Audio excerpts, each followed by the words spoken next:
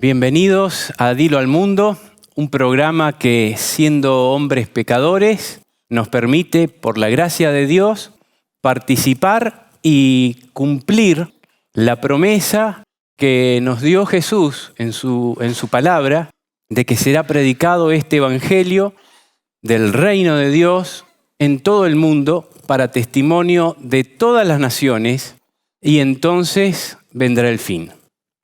Le doy gracias por participar a mi amigo, hermano, Pastor Israel. Vamos a desarrollar este programa que se llama Crisis. Muchas gracias por la invitación. Un saludo a todos los amigos que nos ven. Va a ser un tema de mucha importancia en el tiempo en el que estamos viviendo, así que Dios sea quien nos acompañe. Amén. Bueno, le podríamos haber puesto alguna palabra más aparte de crisis, pero quisimos dejarlo así porque la crisis es en todos los ámbitos y entonces no valía la pena especificar. Tenemos crisis bélica en este mundo, en este momento. Tenemos crisis religiosa, tenemos crisis económicas, tenemos crisis alimentarias, tenemos crisis sociales, tenemos crisis en la familia, tenemos crisis casi en todos los ámbitos. Y crisis es también una oportunidad que Dios nos da para volcarnos a Él. Nuestro primer texto es de la escritora Elena G. de White, que detalla: la crisis está acercando gradual y furtivamente a nosotros. El sol brilla en los cielos y recorre su órbita acostumbrada, y los cielos continúan declarando la gloria de Dios. Los hombres siguen comiendo y bebiendo, plantando y edificando, casándose y dándose en casamiento. Los negociantes siguen comprando y vendiendo. Los hombres siguen luchando unos con otros, contendiendo por el lugar más elevado. Los amadores de los placeres siguen atestando los teatros, los hipódromos, los garitos de juego. Prevalece la más intensa excitación y, sin embargo, el tiempo de gracia está llegando rápidamente a su fin y cada caso está por ser decidido para la eternidad. Satanás ve que su tiempo es corto. Ha puesto todos sus agentes a trabajar a fin de que los hombres sean engañados, seducidos, ocupados y hechizados, hasta que haya terminado el tiempo de gracia y se haya cerrado para siempre la puerta de la misericordia. Solemnemente llega hasta nosotros, a través de los siglos, las palabras amonestadoras de nuestro Señor desde el Monte de los Olivas. Mirad por vosotros, que vuestros corazones no sean cargados de glotonería y embriaguez y de los cuidados de esta vida, y venga de repente sobre vosotros aquel día. Velad, pues, orando en todo tiempo, que seáis tenidos por dignos de evitar todas estas cosas que han de venir y de estar en pie delante del Hijo del Hombre. Este programa parte del programa anterior que se llamó El destino del mundo predicho. Comenzaba mostrando a un Jesús rey del universo, pero no vino a este mundo para ser rey de este mundo. Sin embargo, no podía dejar de reconocerse como rey. Había venido a establecer un reino espiritual. Y en ese entrar en la ciudad de Jerusalén, la ciudad que tanto había amado, la ciudad que tantos favores le había prodigado, la ciudad en donde había querido habitar junto con ellos en su templo, estaba viendo proféticamente su destrucción por haberlo rechazado, su destrucción por no haber aceptado al único que podía salvarlos. Y entonces no pudo hacer otra cosa que romper en llanto. Jesús que como ser humano era una persona alegre, Jesús que como ser humano era una persona sensible, no podía quedarse con que estaba entrando para ser rey de los judíos, ni siquiera en el ámbito espiritual, porque no lo iban a aceptar como nación, como ciudad, no lo iban a aceptar.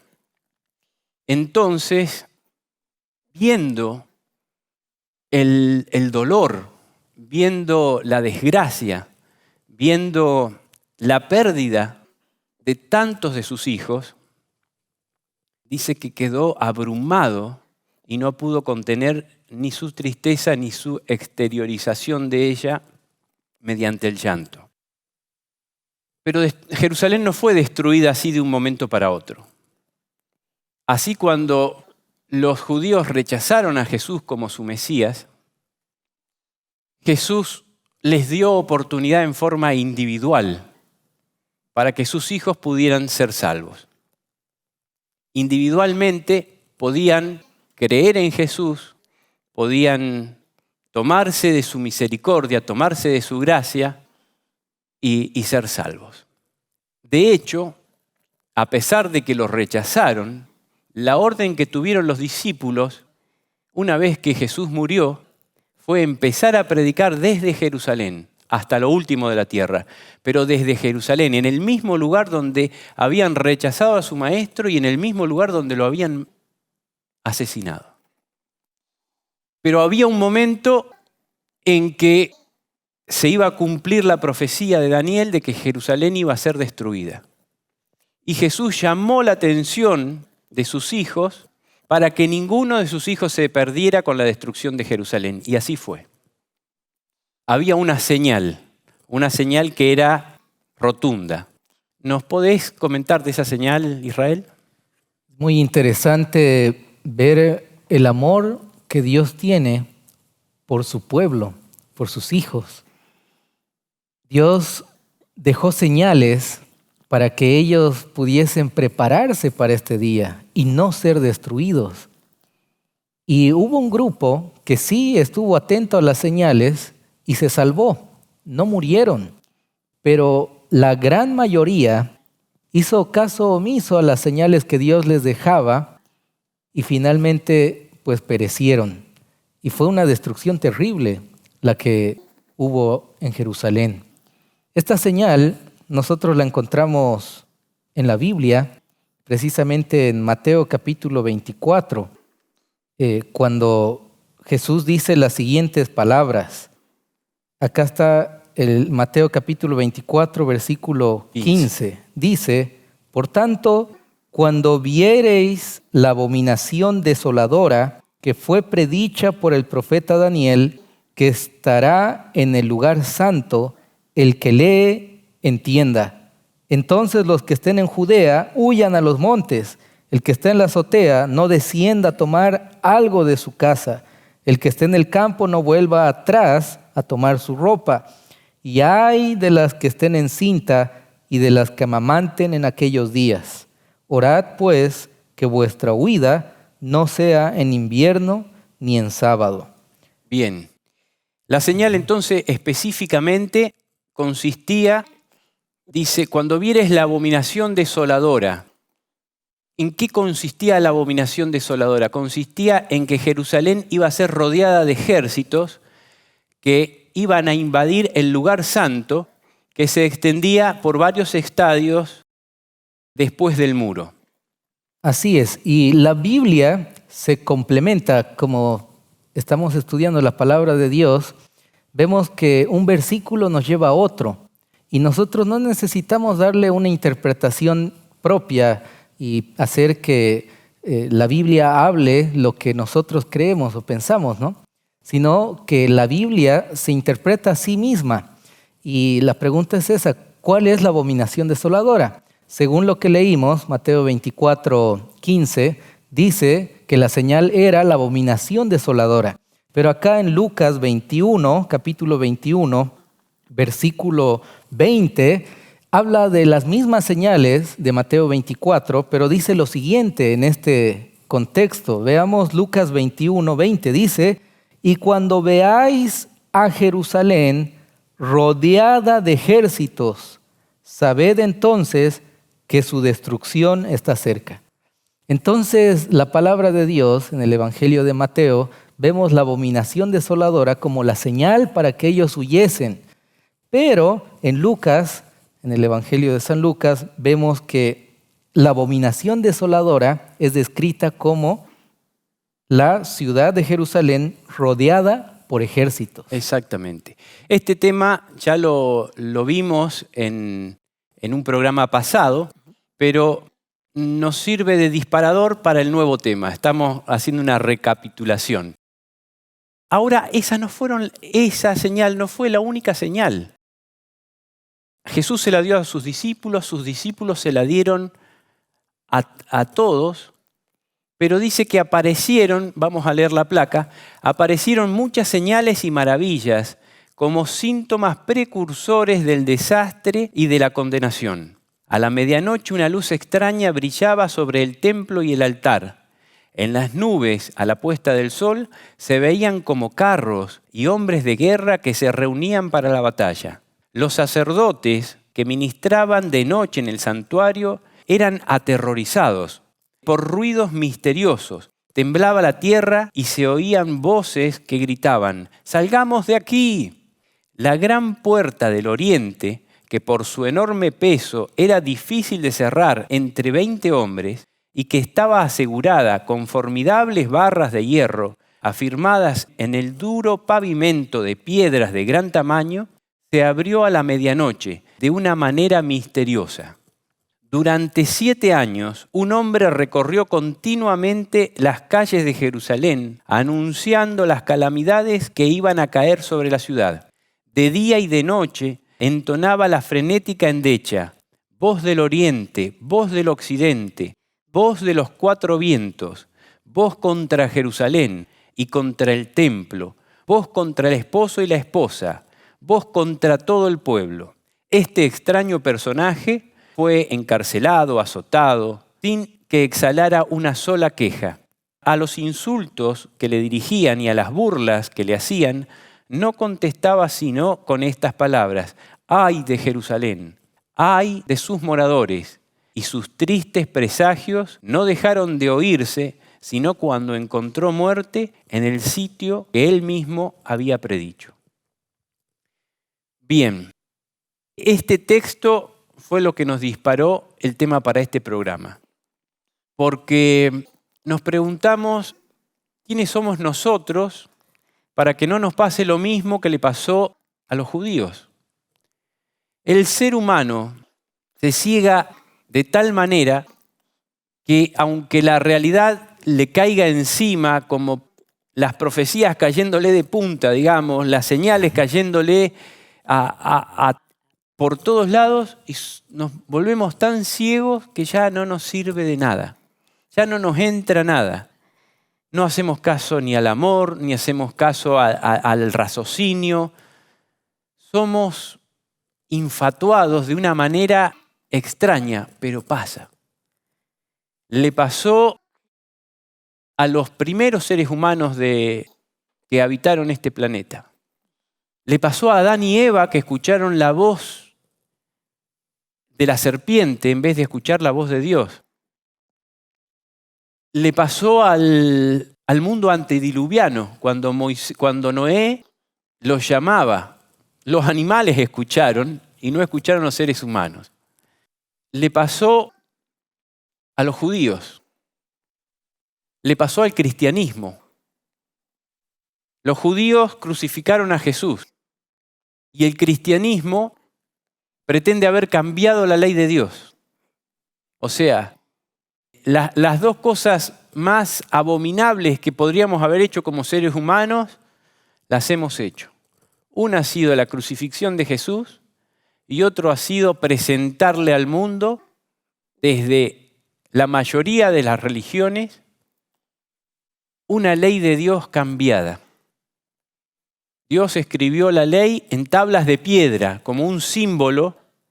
En las constituciones, en las leyes de los seres humanos, hay distintas formas de cambiar la ley. Hay algunas leyes que con un mero decreto presidencial, o sea, son decretos, y entonces con otro decreto se abrogan. Hay otras leyes más importantes que las tiene que cambiar el Poder Legislativo, o sea, el Senado de la Nación. La Cámara de Diputados, la Cámara de Senadores. Hay otras leyes que, como son muchísimo más importantes, se requieren más unanimidad para poderlas cambiar. Prácticamente tienen que tener una mayoría totalmente absoluta. Y hay leyes que se las considera de contenido pétreo. ¿Cuáles son las leyes de contenido pétreo? Aquellas que no se pueden cambiar, porque son el mismo basamento de la nación. Por ejemplo, en Argentina, que la nación argentina adopta para su gobierno la forma representativa, republicana y federal. Eso está en la Constitución, en el artículo 1, si mal no recuerdo. Entonces, en la Biblia, el contenido pétreo lo escribió con su puño y letra Jesús en los 10 mandamientos. El anticristo, el poder del clero, se atribuyó y se atribuye tan grande autoridad que es capaz de cambiar las leyes de Dios. Eso constituye una señal y una abominación enorme. Como cristianos, los protestantes que salimos de la Iglesia Católica para sustentarnos en la Biblia, hoy por hoy la mayoría de los protestantes siguen reconociendo la autoridad de la Iglesia al no respetar los 10 mandamientos como Jesús nos ha ordenado. Y entonces decimos, bueno, ¿y nosotros quiénes somos? ¿Somos mejores que los judíos? ¿Somos mejores que el mundo protestante? ¿Somos mejores que...? Nosotros somos seres humanos y estamos sujetos a que nos pueda pasar lo mismo. Nos tenemos que cuidar muchísimo de que no nos pase lo mismo.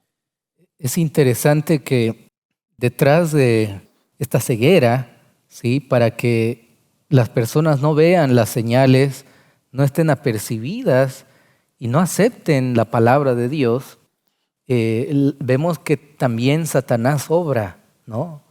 Él crea un engaño. Apocalipsis 12:9 dice que él engaña a todo el mundo. Vemos que Satanás logró engañar también a ángeles, seres perfectos, inteligentes en el cielo. Lucifer los engañó a tal punto que fueron echados del cielo juntamente con él. Pero esto pasa también, como dice Isaías capítulo 5, versículo 20 en adelante. Ay de lo que a lo malo dicen bueno y a lo bueno malo, que hacen de la luz tinieblas y de las tinieblas luz, que ponen por amargo por dulce, lo dulce por amargo. Ay de los sabios en sus propios ojos y de los prudentes delante de sí mismos. Ay de los que son valientes para beber vino y hombres fuertes para mezclar bebida, y los que dan por justo al impío, por cohecho, y al justo quitan su justicia.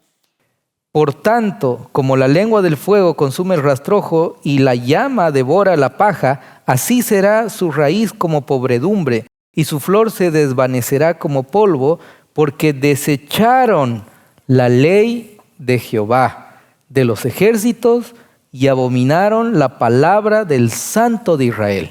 Aquí está escrito el por qué, ¿no? La gente rechaza la ley de Dios, los mandamientos, como bien decía, y también la palabra del Santo de Israel, la palabra de Dios.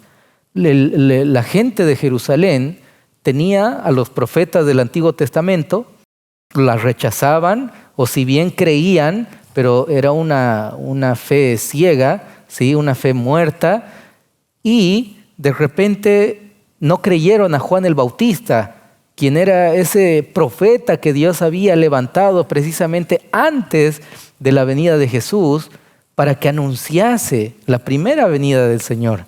Pero el pueblo lamentablemente no escuchaba, hacía oídos sordos. Y hay una cita muy interesante también acá en el conflicto de los siglos, que me gustaría leerla, la página 29.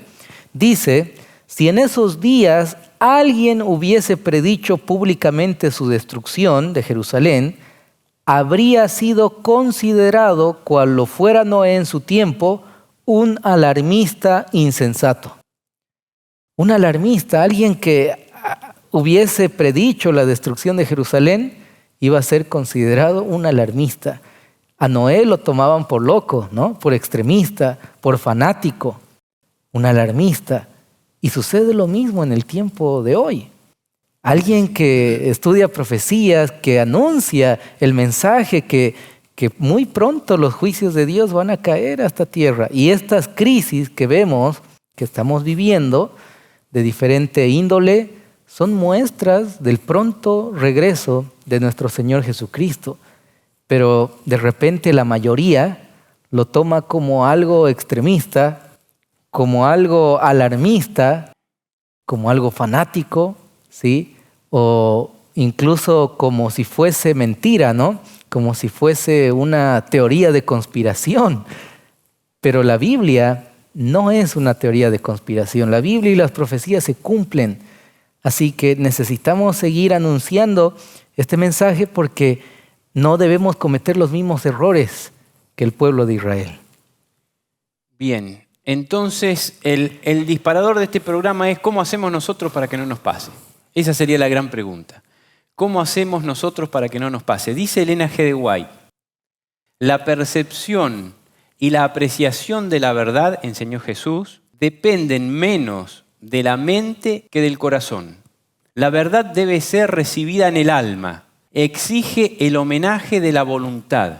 Si la verdad pudiese ser sometida a la razón sola, el orgullo no impediría su recepción, pero ha de ser recibida por la obra de gracia en el corazón, y su recepción depende de que se renuncie a todo pecado revelado por el Espíritu de Dios. Las ventajas del hombre para obtener el conocimiento de la verdad, por grandes que sean, no le beneficiarán a menos que el corazón esté abierto para recibir la verdad, y renuncie concienzudamente a toda costumbre y práctica opuestas a sus principios, a los principios de la verdad.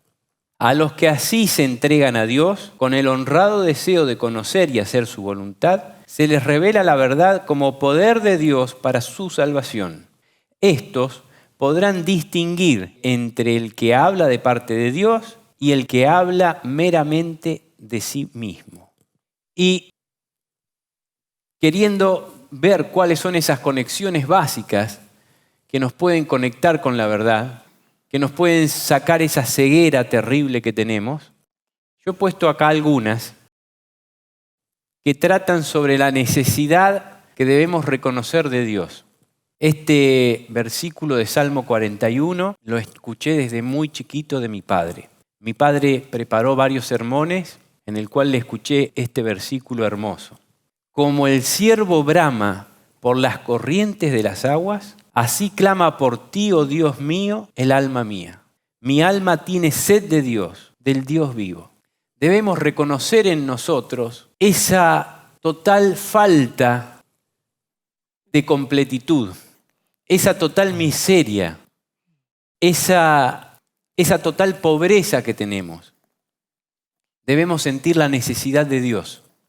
Si creemos que estamos bien, que no nos hace falta nada, Dios no puede llegar a nosotros. Otra cosa que anoté como primordial es tener temor de Dios. El temor de Dios no es en el sentido negativo que el ser humano muchas veces lo toma. El temor de Dios es el principio de la sabiduría. El temor tiene una fase positiva, que es el tener cuidado de las cosas más importantes. Yo me puedo equivocar y tirar este vaso. Y bueno, quizás se rompe o se vuelca el agua seco y lo vuelvo a poner, no pasa nada. Pero si yo me equivoco tirándome de un piso décimo, me voy a morir. Entonces, tenemos que tener temor de las cosas que pueden finalizar con nuestra vida. Dios nos quiere dar vida eterna. Y dice, buen entendimiento tienen todos los que practican sus mandamientos. Entonces, como cosas primordiales, como conexiones que tienen que estar en nuestra propia alma para poder ser salvos, anoté el Espíritu Santo. El Espíritu Santo Dios nos dio a todos los seres humanos por el hecho de haber nacido, aunque sea una conexión básica para podernos conectar con su Espíritu. La voz de la conciencia. ¿Quién no sintió alguna vez la voz de la conciencia? Esa voz suave que no nos obliga, pero que nos invita a hacer lo correcto. Seguido a esto, la palabra de Dios, la palabra de vida. No podemos gozar de nuestra comunión con Dios como podía hacerlo Adán y Eva cuando estaban con Dios y se alimentaban de Dios. Pero eso es sustituido para nosotros de su palabra. Su palabra tiene poder absoluto. Por su palabra, el universo existió. Por su palabra, Jesús vino en el momento indicado, cumplió su ministerio y murió por nosotros, cumpliendo su palabra. Por su palabra seremos salvos. Y por su palabra tenemos lo próximo que es la fe. La fe viene por el oír de la palabra de Dios. Y la fe se hace real por la obediencia. Si yo no tengo obediencia, tampoco puedo tener fe. La obediencia y la fe tienen un ida y vuelta en el cual cuanto más se ejerce, más crece. Y finalmente, pero no menos importante, el amor. El amor es de Dios. El amor es la ley de Dios. Cumplir la ley de amor es básico si queremos ser salvos.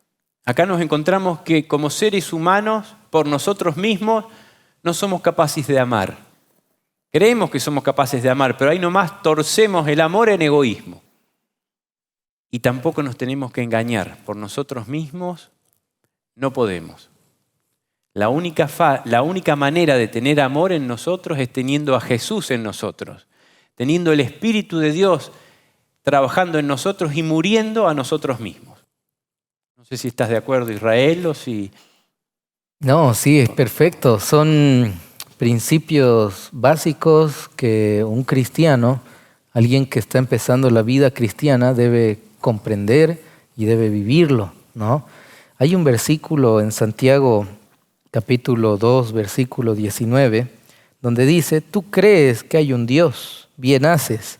También los demonios creen y tiemblan.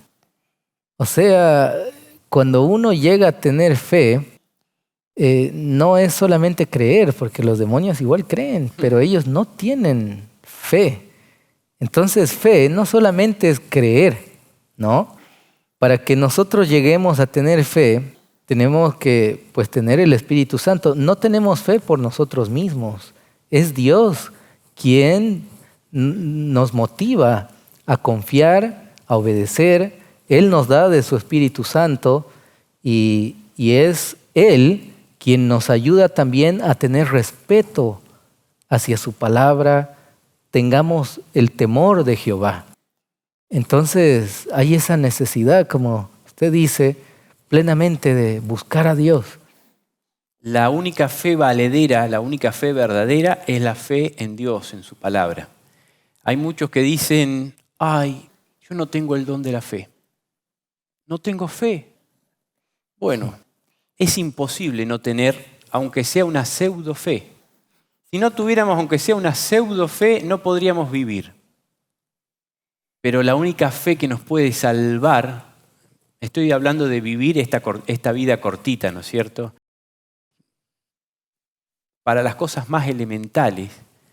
O sea, yo tengo esto acá y sé que es agua, porque fui, abrí la canilla, salió y sé que es agua. Pero ¿cómo sé que no es alcohol? ¿O cómo sé que no es otra cosa? Bueno, ya vi que de la canilla sale agua. Pero yo no le hice un análisis para ver si era agua. ¿Por qué? Porque tengo fe. Esa fe me sirve para las cosas prácticas, pero no es la fe que me puede salvar para vida eterna. O sea, para un lado o para el otro voy a ejercer algún tipo de fe. Voy a ejercer fe verdadera para salvarme o voy a ejercer una fe falsa para perderme. Por ejemplo, mi fe es que no existe Dios. Para creer que no existe Dios, también tengo que tener fe, porque no lo puedo comprobar de ninguna manera. Entonces, cada uno elige si va a habilitar la conexión de la fe o si la va a cerrar y va a tener otro tipo de fe, que es una fe falsa. Estábamos en escenas de la destrucción de Jerusalén. Dice, las horrorosas crueldades perpetradas durante la destrucción de Jerusalén demuestran el poder con que se ensaña Satanás sobre aquellos que ceden a su influencia. Muchas veces creemos que yo puedo vivir una vida paralela a la marcada por Dios. Yo no soy tan malo, yo soy bueno, trato de ser honrado, trabajo, quiero a mi hijo, quiero a mi esposa. Pero bueno, me tomo algunas licencias porque, y entonces me justifico. Y entonces trato o creo o me engaño, y me engaña mucho más el diablo de esa manera, creyendo que yo puedo estar un pasito paralelo a lo que Dios me ha marcado, a la ley de Dios. Yo no guardo los mandamientos, guardo varios mandamientos, hay algunos o a veces no los guardo porque bueno, yo soy así, o yo creo a mi manera. O es muy difícil. O es muy difícil, nadie los podemos hacer en realidad. Jesús dijo, sed perfectos como mi Padre Celestial es perfecto. Lo encontramos en el Antiguo Testamento esto y lo encontramos en el Nuevo Testamento. La Biblia tiene una cohesión que es extraordinaria. Los que dicen no porque el Antiguo Testamento, no porque el Nuevo, no. Es todo una sola cosa. Sed perfectos es la orden. Y no podemos ser perfectos. En realidad somos desastrosos. Somos desastrosos porque somos pecadores. Nuestra justicia es trapo de inmundicia. Entonces, ¿cuál es la única que nos queda? Reconocer lo que somos. Reconocer lo que somos y entonces ahí nos vemos necesitados de la gracia de Jesús. Jesús nos otorga su perdón, nos otorga su justicia y nos habilita para empezar a ser perfectos, para empezar a cambiar. Jesús nos toma por perfectos desde el momento en que nos acercamos a Él, le pedimos perdón y en su nombre comenzamos a vivir una vida nueva. ¿Quiere decir que de entrada vamos a ser perfectos? No, vamos a ir gradualmente peleando la batalla de la fe. Hasta que por la fe en Cristo Jesús, su vida se manifieste en nuestra vida. Su vida perfecta se manifiesta en nuestra vida pecaminosa e imperfecta. Ese es el gran milagro. Esto lo decía para no caer en las garras del malo. Dice que en la destrucción de Jerusalén vemos la hazaña de Satanás sobre aquellos que ceden a su influencia. No podemos darle ni una uñita al diablo, porque nos va a tomar todo. No podemos jugar a ser cristianos, ¿no? No. Soy cristiano los fines de semana, voy a la iglesia, pero durante la semana, no es nada malo, ¿no? Ver una película, ir a algún lugar que no agrada a Dios, y vamos rebajando los estándares que Dios nos dejó, los mandamientos. Son muy importantes guardar estos mandamientos porque es una salvaguarda que tenemos. Dios quiere que nos mantengamos firmes en su camino, que no caigamos en la influencia de Satanás, pero lamentablemente nuestra naturaleza carnal nos incita y nos lleva a lo que es del enemigo, ¿no?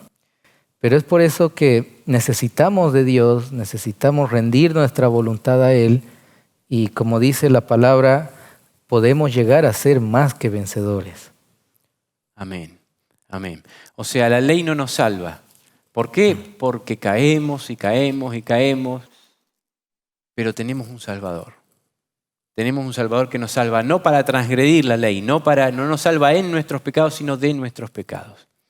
La profecía del Salvador referente al juicio que iba a caer sobre Jerusalén va a tener otro cumplimiento. Y la terrible desolación del primero no fue más que un pálido reflejo de lo que será el segundo. En lo que acaeció a la ciudad escogida, podemos ver anunciada la condenación de un mundo que rechazó la misericordia de Dios y pisoteó su ley.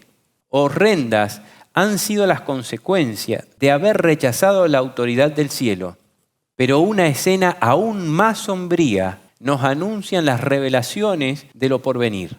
La historia de lo pasado, la interminable serie de alborotos y conflictos y contiendas, toda la armadura del guerrero en el tumulto de batalla y los vestidos revolcados en sangre, ¿qué son y qué valen en comparación con los horrores de aquel día? Cuando el Espíritu de Dios se aparte del todo de los impíos y los deje abandonados a sus fieras pasiones y a merced de la hazaña satánica. Entonces el mundo verá, como nunca los vio, los resultados del gobierno de Satanás. Tuvimos una maqueta de lo que va a pasar y estamos yendo hacia el tiempo de angustia. El tiempo de angustia cual nunca fue. ¿Qué va a pasar en el tiempo de angustia? Si bien no es nuestro tema, rápidamente resumirlo, dice que va a haber los ángeles que retienen los vientos de los conflictos en este mundo. Va a llegar el momento en que se retiran. Se predica el Evangelio a todo el mundo por testimonio a toda criatura. Y una vez que todos tienen la oportunidad, se produce el sellamiento de los hijos de Dios. El que sea justo, siga siendo justo. Y el que eligió lo malo, siga siendo impío. Y entonces se abandona al mundo a su elección. Es interesante que, por así decirlo, el detonante de la crisis final es lo que dice la cita, ¿no? La profecía del Salvador refiere al juicio que iba a caer sobre Jerusalén, pero este tendrá otro cumplimiento. Se refiere a nuestro tiempo, al tiempo del fin. Y específicamente, bueno, hay otra cita en Evento de los Últimos Días, página 124, dice: no está lejano el tiempo en que, como los primeros discípulos, seremos obligados a buscar refugio en lugares desolados y solitarios, así como el sitio de Jerusalén con los ejércitos romanos fue la señal para que huyesen los cristianos de Judea. Así, la asunción de poder por parte de Estados Unidos, con el decreto que imponga el día de descanso papal, será para nosotros una amonestación. Entonces será el tiempo de abandonar las grandes ciudades y prepararnos para abandonar las menores en busca de hogares retraídos en lugares apartados entre las montañas.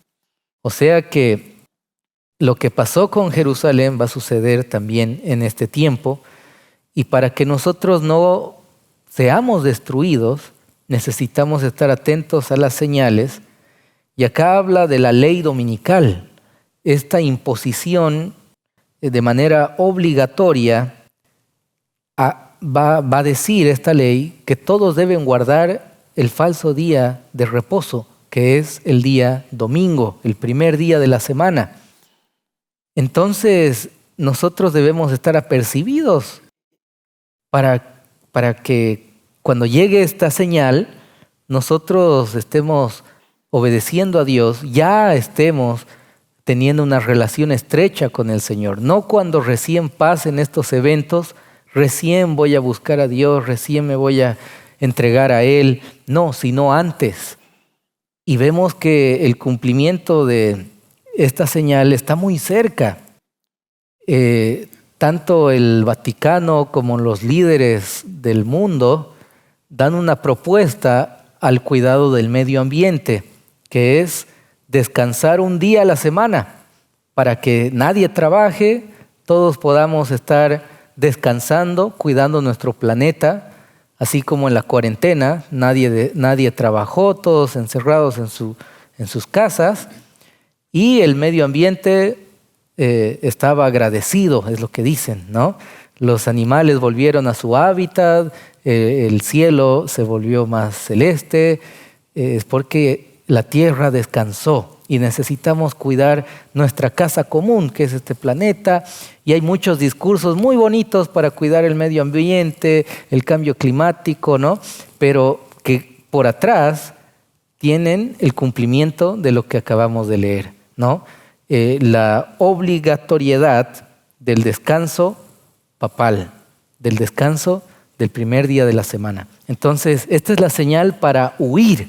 La imposición de la obligatoriedad de descansar un día en la semana, que es el día domingo el que se impone, no es trivial, porque está desafiando a la autoridad de Dios, que mediante su palabra en los 10 mandamientos indicó que el día de descanso, que es un monumento a su creación, que es el día que Él consagró, o sea, que apartó para que el ser humano descanse, van a ser muy elocuentes, entre paréntesis, van a ser muy elocuentes para decir que necesitamos un día de descanso, que lo necesita el ser humano por una cuestión biológica, que lo necesita la familia, que lo necesita la sociedad, que lo necesita el planeta. Van a tener todas las razones habidas y por haber para imponer un día de descanso. En realidad lo que están haciendo es plagiando lo que Dios había recomendado al ser humano, que era de descansar un día, pero no era cualquier día. Era descansar el día sábado, porque Él en 6 días hizo todas las cosas y el día séptimo, que es el sábado, descansó, para darnos ejemplo. Entonces, con estas leyes van a decretarle, como quien dice, la total ponerse contra Dios, digamos, la total rebeldía desde una forma global y formal, aunque sea redundante, va a ser a nivel global y va a ser formal. Van a decir: nosotros no lo reconocemos a Dios como nuestro creador con esta señal, aunque digan que sí lo reconocen, como hacían los judíos, que decían creer en Dios y en realidad estaban matando a Jesús, que es Dios. Bueno, el ser humano de esta generación va a decir que cree en Dios, pero que no importan las leyes de Dios. Y van a quebrantar el 4º mandamiento, ¿no? La propuesta que tienen la pusieron como el domingo del clima, ¿no? Que el domingo del clima debemos reposar y demás. La palabra del Señor es clara en 1 de Juan, capítulo 2, versículos 3 y 4.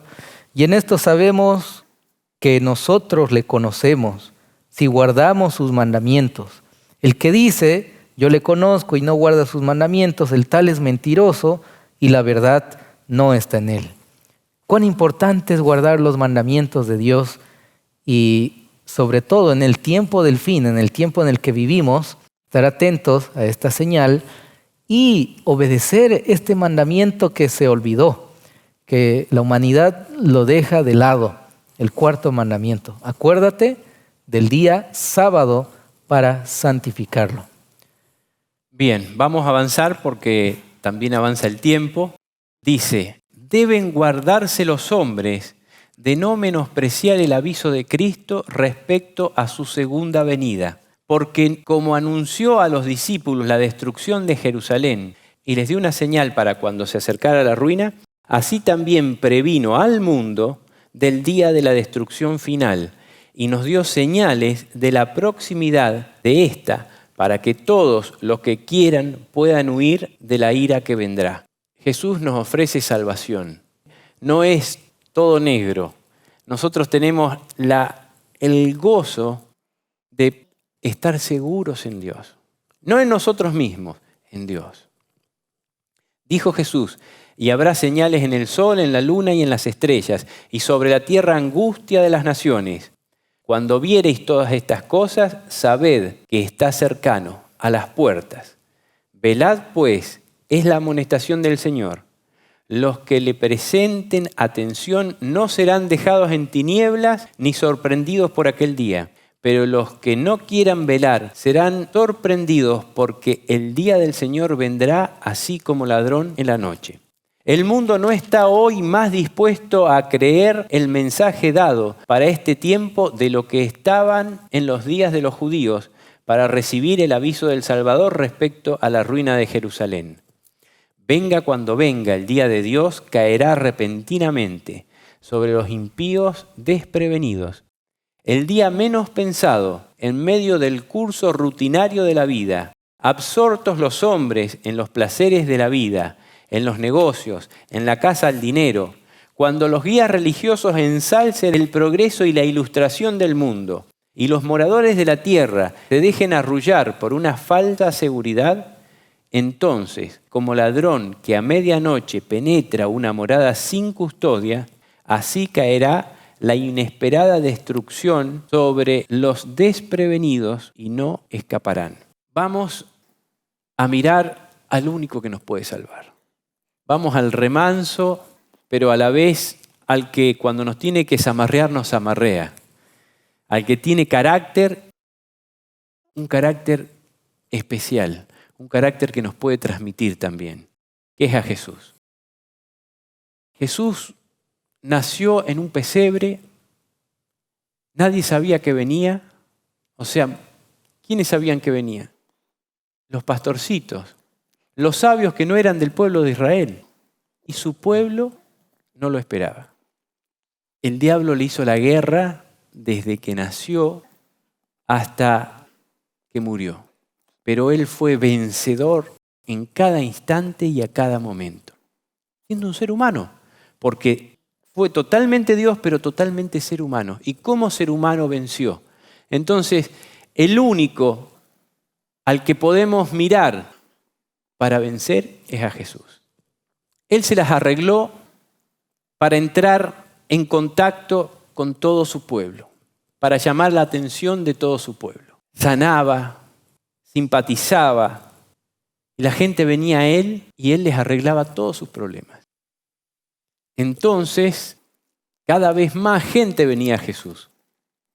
Un día se había retirado con sus apóstoles y estaba sanando, estaba haciendo sus trabajos, cuando de pronto levantó la vista. Estaba en una montaña, levantó la vista y ve a la montaña llena de gente. Una multitud enorme. Y ya a la hora de comer, él les había estado hablando, los había estado sanando, y ya a la hora de comer, y entonces dice Jesús, a estos les tenemos que dar de comer. ¿A quién se lo dijo? Tenía 12 apóstoles que eran cercanos a él, pero él conocía a los 12 y tenía un buen humor santo, un buen humor santo. ¿A quién agarró para decirle, ¿dónde podemos comprar alimento para toda esta gente? Tenemos que darle de comer. Se lo dijo a Felipe. A Felipe. ¿Por qué a Felipe? Porque era el más incrédulo. Y era muy difícil darle de comer a toda esta gente.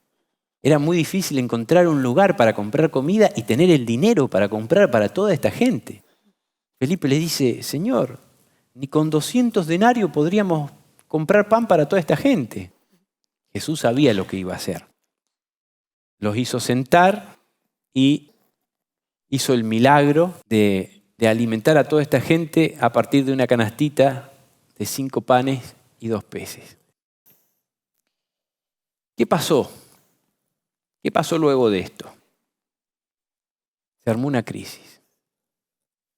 Ya se venía haciendo grande la fama de Jesús, porque sanaba, porque ahora, imagínate, iba como quien dice, creo que la palabra es eclosionando, cuando algo se va multiplicando, cuando va explotando un fenómeno en la gente. Bueno, ahí llegaron a un punto neurálgico, donde tanta gente que había venido, recibir las palabras de vida, ser sanados, y ahora encima los alimentó a todos con un milagro extraordinario. Dice que Jesús tuvo que desaparecer, se tuvo que ir. ¿Por qué? Porque lo iban a obligar a ser rey. Lo iban a coronar rey de prepo. Y Jesús no había venido a ser el rey que ellos querían. Jesús había venido a salvarlos. De esta manera, los religiosos, una vez más, caemos en el engaño, aún a Jesús ahí, en persona. ¿Por qué? Porque tenemos una religión mirándonos a nosotros y no mirándolo a Jesús. ¿Ellos creían en Jesús? Sí, creían. Creían que les podía dar pan del cielo, creían que los podía liberar de los romanos, creían que los podía sanar, creían que los podía exaltar a una posición más cómoda y de mayor, digamos, creían que con Jesús podían ser gobernantes del mundo. Y Jesús tuvo que irse para evitar males mayores. Se fue. ¿Qué pasó? Los discípulos quedaron, pero era la oportunidad para que nuestro maestro fuera el rey. Y se fue. Bueno, les dejó la orden Jesús de que tomaran su barca y salieran. Dice, pero entendiendo Jesús que iban a venir para apoderarse de él y hacerlo rey, volvió a retirarse al monte él solo. Al anochecer, descendieron sus discípulos al mar y entrando en una barca, iban cruzando el mar hacia Capernaum. Estaba ya oscuro y Jesús no había venido a ellos y se levantaba el mar con un gran viento que soplaba. Cuando habían remado como 25 o 30 estadios, vieron a Jesús que andaba sobre el mar y se acercaba a la barca y tuvieron miedo. En otro evangelio dice que pensaron que era un fantasma, como si existieran los fantasmas. Mas él les dijo, yo soy, no temáis. Ellos entonces con gusto le recibieron en la barca, la cual llegó enseguida a la tierra donde iban. Entonces, a ver si nos posicionamos en el mapa. Estaban en Tiberias. Acá pasó la alimentación de la multitud. Eran 5.000 hombres, más las mujeres, más los niños. O sea, 20.000 personas. Y cruzaron a Capernaum, para el lado de Capernaum. El día siguiente, la gente que estaba al otro lado del mar vio que no había habido allí más que una sola barca y que Jesús no había entrado en ella con sus discípulos, sino que estos se habían ido solos. La gente al día siguiente volvió, si habían venido muchos, al día siguiente deben haber venido muchos más, porque estos contaron los milagros que Jesús había hecho, los había sanado, los había alimentado, era cada vez más. Vinieron y tenían todo registrado. A ver, ¿qué pasó? Jesús desapareció. Los discípulos se fueron solos, entonces tiene que estar acá. Vamos al mismo lugar. No estaba Jesús. Como no estaba Jesús, dijeron, bueno, vamos al otro lado, a donde fueron los discípulos. Justo se encontraron, vinieron gente en barcas y entonces había medio de movilidad para cruzar el mar. Pero otras barcas habían arribado de Tiberias junto al lugar donde habían comido el pan, después de haber dado gracias el Señor. Cuando vio, pues, la gente que Jesús no estaba allí, ni sus discípulos, entraron en las barcas y fueron a Capernaum buscando a Jesús. Lo fueron a seguir a Jesús, a Capernaum. Y Jesús ya tenía claro que iba a tener que cortar por lo sano, porque se había dado cuenta de que la gente no estaba recibiendo bien su mensaje. La gente quería repetir la historia de sus padres cuando él había sido el rey de Israel. Desde el cielo, Israel tenía profetas, pero no tenía reyes. El que gobernaba era Jesús mismo, era Dios mismo. Y él los había librado de los egipcios, o sea, los había liberado de su esclavitud, les había dado pan del cielo, había hecho que sus vestidos no se envejecieran al cruzar el desierto, les había hecho ganar en la batalla siendo un pueblo que no eran guerreros, y ellos querían repetir esa historia de, si bien en su momento habían pedido un rey, como todas las naciones tienen un rey, nosotros queremos un rey, ahora esperaban al Mesías como un rey temporal. La Biblia era muy clara sobre el Mesías. Cómo iba a ser el Mesías, qué iba a ser el Mesías. Y Jesús estaba cumpliendo las profecías sobre él. Pero la gente estaba en otra. Querían los panes y los peces. Querían la salud temporal. Entonces, ¿qué hace Jesús? Dice, y hallándole al otro lado del mar, le dijeron, Rabí, ¿cuándo llegaste acá? En realidad los discípulos ya les habían contado. Sí, salimos en la barca, había tormentas, remábamos y parecía que remábamos en el dulce de leche y no podíamos avanzar. Se apareció Jesús en el agua, creímos que era un fantasma, pero no era Jesús. Pedro le pidió que quería caminar en el agua igual que él. Todo les contó los discípulos. Pero la gente quería de vuelta que Jesús mismo les contara el relato. Pero Jesús ya no quería participar de ninguna trivialidad que escapara a la verdad que les tenía que decir. Respondiendo Jesús les dijo, de cierto os digo que me buscáis no porque habéis visto las señales, sino porque comisteis el pan y os saciasteis. Trabajad no por la comida que perece, sino por la comida que a vida eterna permanece, la cual el Hijo del Hombre os dará, porque éste señaló Dios el Padre. Jesús trata de, sin trivialidades, decirles cuál era la verdad que necesitaban. Entonces dijeron, ¿qué debemos hacer para poner en práctica las obras de Dios? Sale nuevamente la religión del hombre. Sale nuevamente lo que dijeron cuando Dios se manifestó en el Sinaí y les dio los 10 mandamientos y les quería hablar. No es muy santo Dios para que nosotros estemos con Él, que vaya Moisés, que nos diga lo que tenemos que hacer y nosotros lo vamos a hacer. Y nunca lo hicieron. Entonces había venido Jesús para darles el ejemplo y para enseñarles a vivir como Jesús vivía. Y no. Respondieron y dijeron, ¿qué debemos hacer? Como si ellos pudieran hacer algo. Entonces Jesús dijo, esta es la obra de Dios, que creáis en el que Él ha enviado. El precio de la salvación no está en lo que ellos podían hacer. El precio de la salvación, dice Elena G. de White, no lo digo yo, y dice la Biblia en su contexto, es Jesús. Jesús le estaba diciendo, tenían que creer en Él, tenían que abrir los ojos y entender lo que Él les estaba diciendo. Le dijeron entonces, y respetuosamente, y esto no partió de la gente más humilde, esto partió de los maestros de Israel. ¿Y qué señal entonces haces tú para que veamos y te creamos? ¿No había hecho señales Jesús? ¡Qué falta de respeto! ¿Qué señales haces tú para que veamos y te creamos? ¿Qué obra haces? Nuestros padres comieron el maná en el desierto, como está escrito, pan del cielo les dio a comer. Le estaban diciendo que Moisés, al que ellos le hacían la vida imposible, les dio pan y el Mesías no podía ser menos que Moisés. Así que si tú dices que sos el Mesías, nos tenés que dar pan y mucho más. Jesús les dijo, de cierto os digo, no os dio Moisés el pan del cielo, mas mi Padre os da el verdadero pan del cielo, porque el pan de Dios es aquel que descendió del cielo y da vida al mundo. Y seguía el choque de espíritus. Ellos creían que le estaba hablando del pan material. Señor, danos siempre este pan, le dijeron.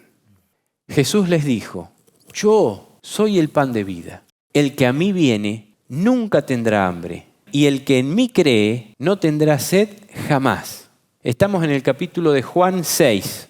Entonces Jesús les habla con el corazón en la mano y les dice, yo soy el pan de vida. Yo soy el único pan de vida.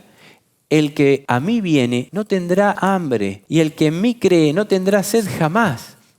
O sea, lo del hambre temporal, eso también iba a estar saciado. Todo lo que el Padre me da vendrá a mí. Y al que a mí viene no le echo fuera. No los estoy echando. Los estoy poniendo en su lugar. Y el que se tenga que ir se va a tener que ir. Pero al que viene a mí no lo echo fuera. Porque he descendido del cielo. Ahí les está diciendo, he descendido del cielo.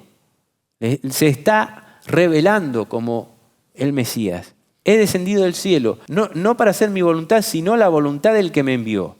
Y esta es la voluntad del Padre, el que me envió, que de todo lo que me diere no pierda nada, sino que lo resucite en el día postrero. Y esta es la voluntad del que me ha enviado, que todo aquel que vea al Hijo y cree en Él tenga vida eterna, y yo le resucitaré en el día postrero.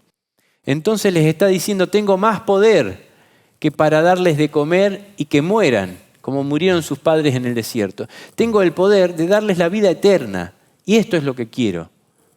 Y lo van a hacer únicamente a través de mí, no a través del pan material. Les está diciendo que tiene poder para resucitarlos. Les está diciendo la verdad descarnada. Y tenemos acá 2 versículos de la Biblia, porque Jesús tenía autoridad para hablar. Lo del pan del cielo, los de hacerlos pasar hambre en algún momento o de saciar su hambre, ya había tenido su historia que les tenía que enseñar. En Deuteronomio 8, versículo 3 dice, y te afligió y te hizo tener hambre y te sustentó con maná, comida que no conocías ni tú ni tus padres habían conocido. ¿Para qué? Para hacerte saber que no solo de pan vivirá el hombre, mas de todo lo que sale de la boca de Jehová vivirá el hombre. Entonces los estaba llevando a sus palabras por sobre el pan material. Y no estaba haciendo nada que Jesús ya no hubiera hecho. Jesús estuvo en el desierto 40 días sin comer. Y cuando vino el diablo a tentarle para poner el pan material antes que la palabra de Dios, se sujetó a lo que él mismo le había dicho a su pueblo. No solo de pan vivirá el hombre, mas de toda palabra que sale de la boca de Dios. Voy a esperar el alimento terrenal cuando Dios me lo quiera dar. Aunque tenía un hambre vehemente, privilegió la palabra de Dios. Y por la palabra de Dios venció a las tentaciones del diablo. Después de 40 días, con un hambre vehemente, era imposible vencer en su forma humana. Si no fuera porque se agarró de la palabra de Dios. Y es la misma receta que nos da a nosotros, por la cual vamos a poder ser vencedores. En Jeremías 15 dice, fueron halladas tus palabras y yo las comí. O sea, también era algo que ellos tenían que conocer. No era simplemente algo nuevo que tenía que ser demasiado explicado. Entonces ellos tenían que digerir estas palabras. Primera de Juan 5 dice, y este es el testimonio, que Dios nos ha dado vida eterna, y esta vida está en su Hijo. El que tiene al Hijo tiene la vida, y el que no tiene al Hijo no tiene la vida. Dice Elena G. de White, Cristo se hizo carne con nosotros a fin de que pudiésemos ser espíritu con Él. En virtud de esta unión hemos de salir de la tumba, no simplemente como manifestación del poder de Cristo, sino porque por la fe su vida ha llegado a ser nuestra. Los que ven a Cristo en su verdadero carácter y le reciben en el corazón tienen vida eterna. Por el Espíritu es como Cristo mora en nosotros. Y el Espíritu de Dios recibido en el corazón por la fe es el principio de la vida eterna. Murmuraban entonces de él los judíos, porque había dicho, yo soy el pan que descendió del cielo. Y decían, ¿no es este Jesús, el hijo de José? ¿Sabemos de quién es hijo? Cuyo padre y madre nosotros conocemos. ¿Cómo pues dice este, del cielo he descendido? Jesús respondió y les dijo, no murmuréis entre vosotros. Ninguno puede venir a mí si el Padre que me envió no le dejare, y yo le resucitaré en el día postrero. Jesús no se rebajó a entrar en la discusión de que si soy hijo de José y de María, que si no. Jesús siguió con la verdad absoluta que ellos tenían que digerir. Y para esto no lo podían hacer humanamente. Tenían que hacerlo a través del Espíritu Santo. Y entonces ahí hay un tip de que si queremos ser salvos, tenemos que abrir la puerta al Espíritu Santo. Tenemos que escuchar esa vocecita que Dios nos habla en nuestro corazón. Por eso leíamos antes de empezar el tema que la verdad se percibe más en el corazón que en la mente. Si no la recibimos en el corazón, con la mente, por más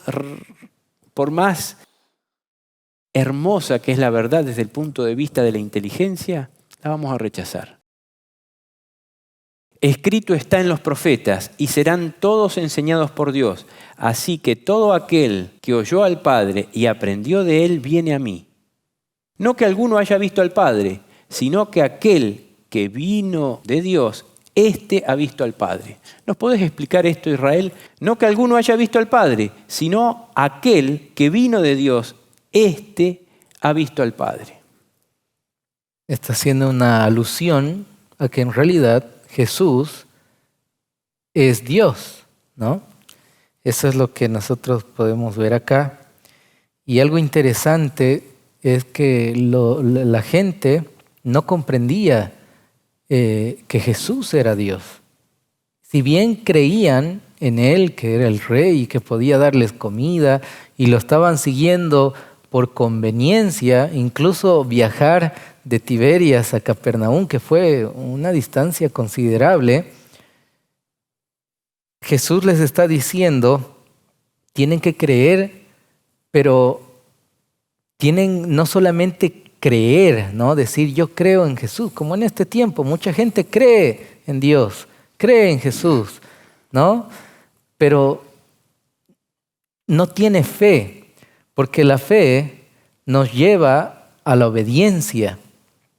Entonces, ustedes dicen que creen en Moisés, ustedes dicen que creen en mí, quieren hacer mi voluntad, pero en realidad no la están haciendo, ¿no? Como en otra parte de la Escritura dice, con sus labios me honran, pero su corazón está lejos de mí. Es lo que estaba sucediendo acá. Ahora, fíjate que este predicador, el predicador más grande de todos los predicadores, no les estaba predicando el sermón que ellos querían escuchar, ni tampoco les estaba predicando un sermón bonito para saciarlos, que se fueran a la casa contentos. Les estaba diciendo la verdad, la cual tenían que aprender a recibir humildemente. Si no eran humildes, no la podían comprender. Y es por eso que empezaron a murmurar, ¿no? Empezaron a prácticamente hablar mal de Jesús a sus espaldas, pero no se dieron cuenta que Jesús lee los pensamientos. Y es por eso que les dice, no murmuren entre vosotros. Y les dice algo fuerte acá, ¿no?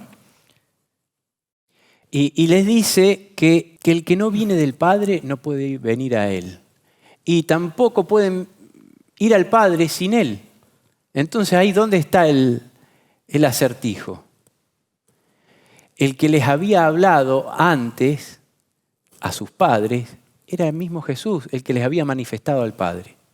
Entonces, si no tenían la recepción, si no tenían el puerto USB para conectarse con su palabra, no podían conectar con Dios, no podían conectar con su palabra.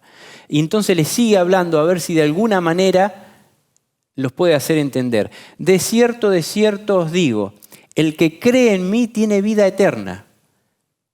Seguía predicándoles la vida eterna, que es lo mismo que nos predica hoy. Salir de la comodidad, y aceptar los mandatos de Dios, que son para vida eterna. Yo soy el pan de vida. Vuestros padres comieron el maná en el desierto y murieron. Este es el pan que descendió del cielo, para que el que le come no muera. Yo soy el pan vivo que descendió del cielo. Si alguno comiere este pan, vivirá para siempre, y el pan que yo le daré es mi carne, la cual daré por la vida del mundo. Ahí se introduce otro concepto, y es voy a morir por ustedes. Tengo potestad para resucitarlos, les había dicho. Y ahí les dice, tienen que comer. Antes les había dicho mi palabra, ahora les dice mi carne. Y mi sangre. Interesante que no se está refiriendo de manera literal, ¿no? Los que se alimentan de la palabra de Dios nunca tienen hambre, Nunca tienen sed, nunca desean un bien más sublime ni elevado. Una cita en Mensajes Selectos, página 81. Dice Elena G. de White, el hecho de que aseverara ser el enviado de Dios y sin embargo se negara a ser rey de Israel era un misterio que no podían sondear. Su negativa fue mal interpretada. Muchos concluyeron que no se atrevía a presentar sus derechos porque él mismo dudaba del carácter divino de su misión. Así abrieron su corazón a la incredulidad y la semilla que Satanás había sembrado llevó fruto según su especie, incomprensión y deserción.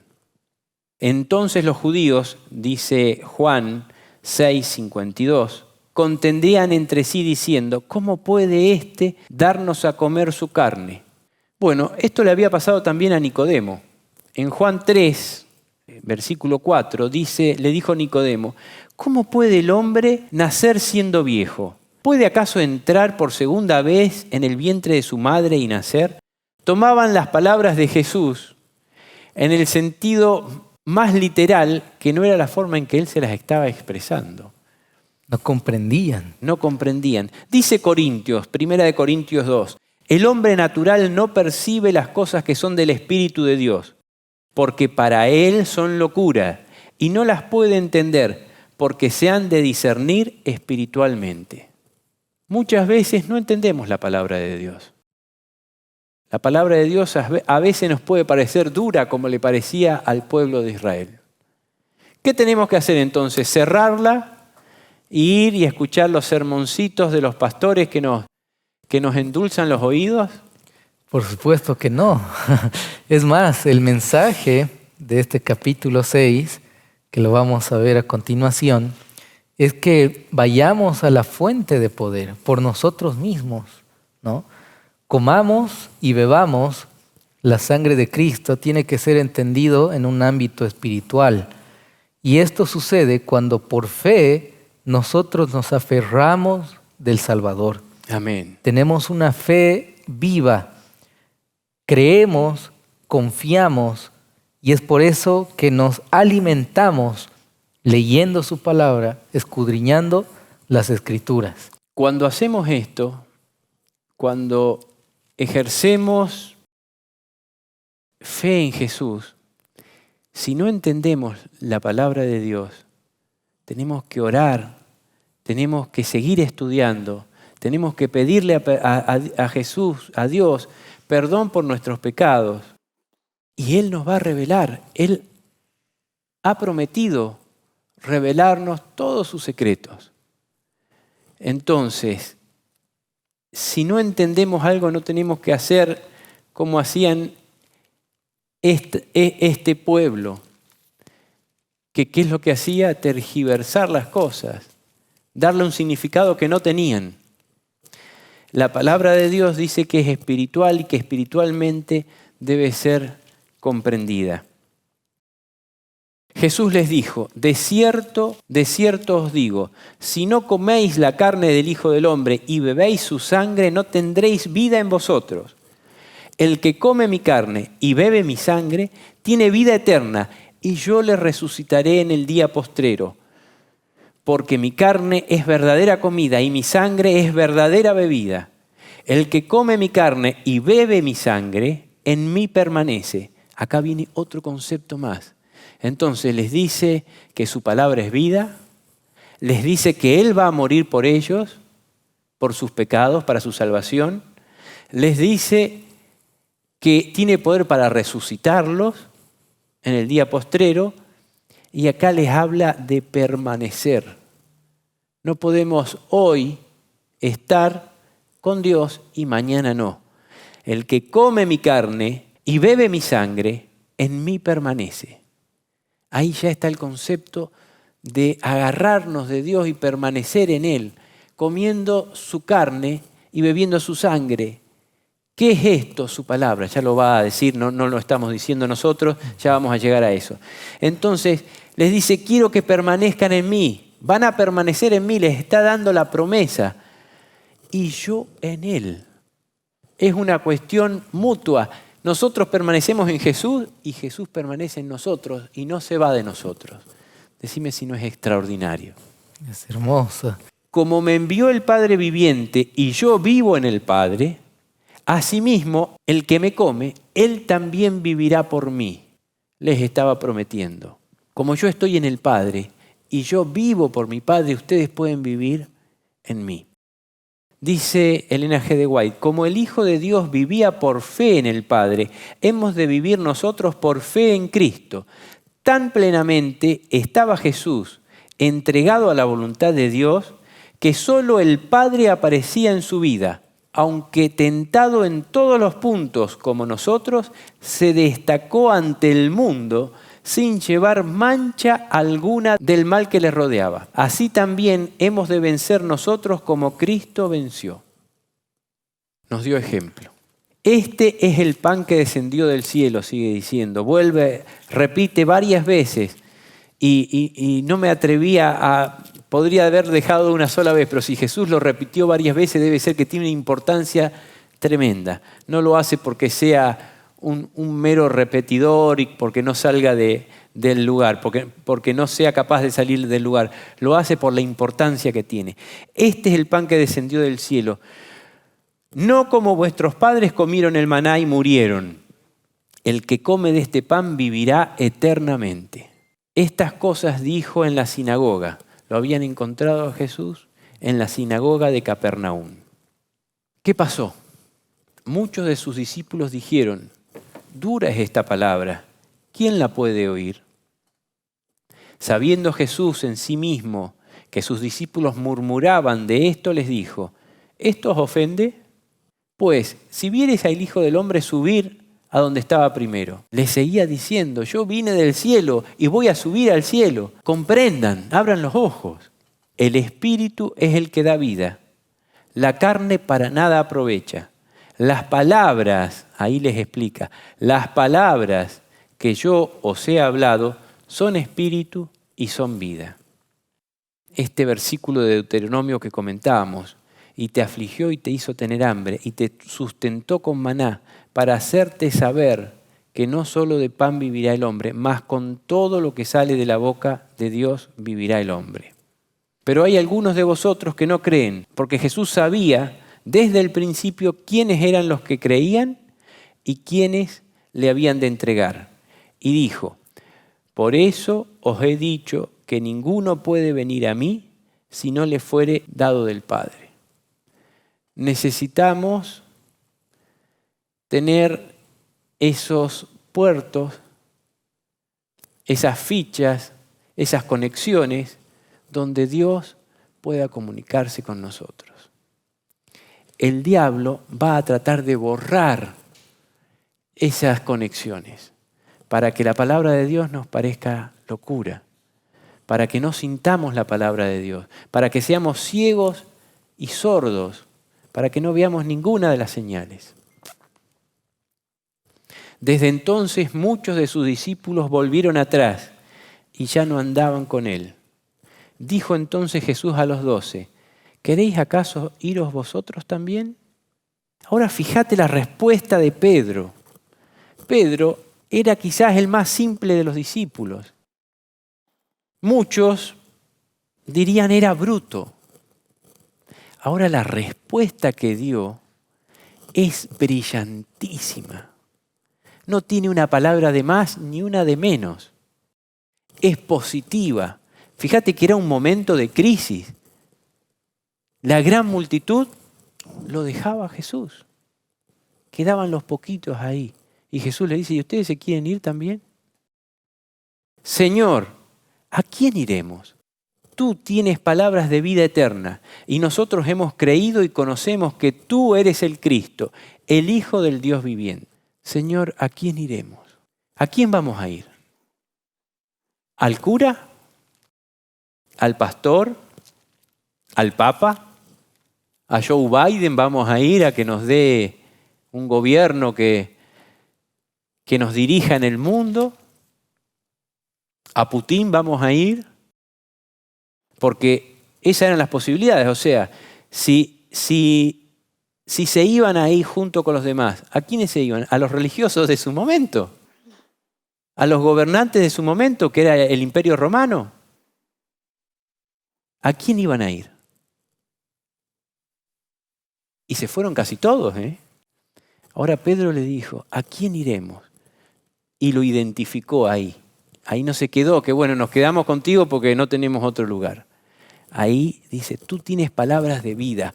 El mismo mensaje que Jesús daba, él, y no creo que lo haya comprendido porque hubiera sido una mente brillante, sino porque en su corazón recibió el Espíritu Santo, como cuando le dijo, la gente le decía, y muchos dicen que eres profeta, muchos dicen que eres Juan el Bautista, y Jesús le dijo, ¿y ustedes quién piensan que soy? Y Pedro le dijo, tú eres el Cristo, el Hijo del Dios eterno. Y le dijo Jesús, eso no te lo reveló carne ni sangre. Eso no podían ser palabras humanas que Pedro en su inteligencia hubiese sintetizado. Eso era el Espíritu Santo hablando por su boca.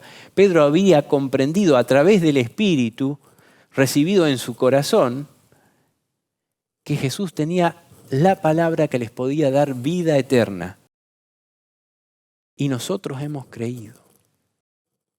Y conocemos que tú eres el Cristo, el Hijo del Dios viviente. Lo estaba aceptando como su Salvador.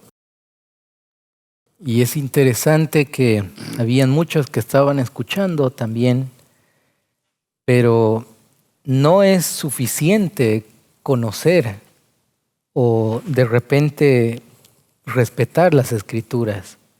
No es suficiente tener el conocimiento, sino más bien con humildad, así como Pedro, sencillo, pero con mucha humildad y de todo corazón, él creía en Jesús.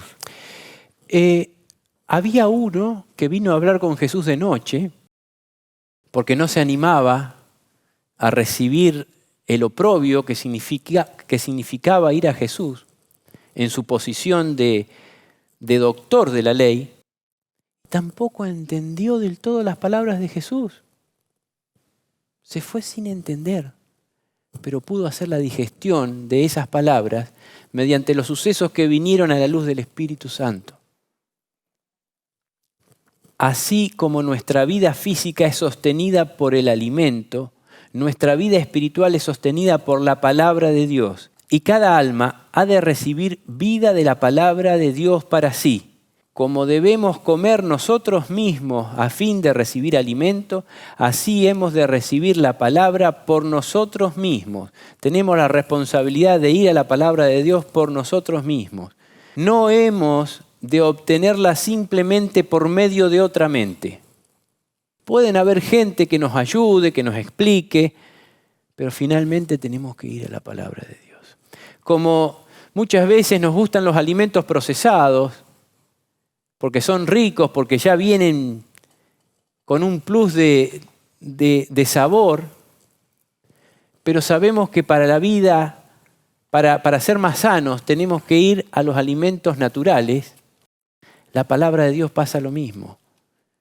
Podemos escuchar un buen sermón, necesitamos ser humildes y al que realmente indaga en la palabra de Dios y saca las joyas de la palabra de Dios, compartirla, pero finalmente nos tenemos que encontrar solos con su palabra y con Él y con Dios. Y tenemos que digerir toda la palabra de Dios y es la promesa de Dios que nos va a ayudar. Esta es una obra que cada uno de nosotros tiene que hacer personalmente, ¿no? Debemos ir a la fuente de poder, que es la palabra de Dios, y no solamente necesitamos tener una experiencia con Dios de manera teórica, sino práctica. Necesitamos escudriñar la palabra de Dios y el mensaje en sí es este. Jesús les está diciendo, tienen que comer mi carne, beber mi sangre. Cada día esto sucede, un encuentro con Dios que cada uno de nosotros tiene. Algunos se mantienen en ayuno, ¿no? Ya 6 días y cuando van a la iglesia ahí degustan un alimento ya procesado y están desnutridos espiritualmente. ¿Por qué? Porque no se levantan temprano a buscar de Jesús, a comer de su palabra y no tienen una comunión verdadera con Cristo. Pueden tener la teoría, pero no tienen una verdadera vida práctica.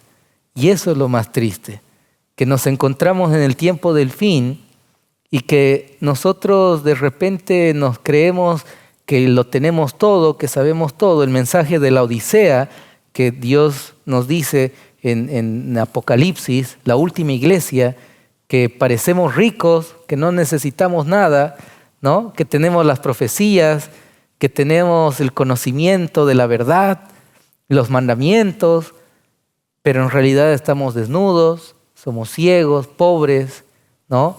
Y necesitamos del colirio, necesitamos vestiduras que el Señor nos puede dar. ¿Y cuál va a ser el resultado si no hacemos caso a esto?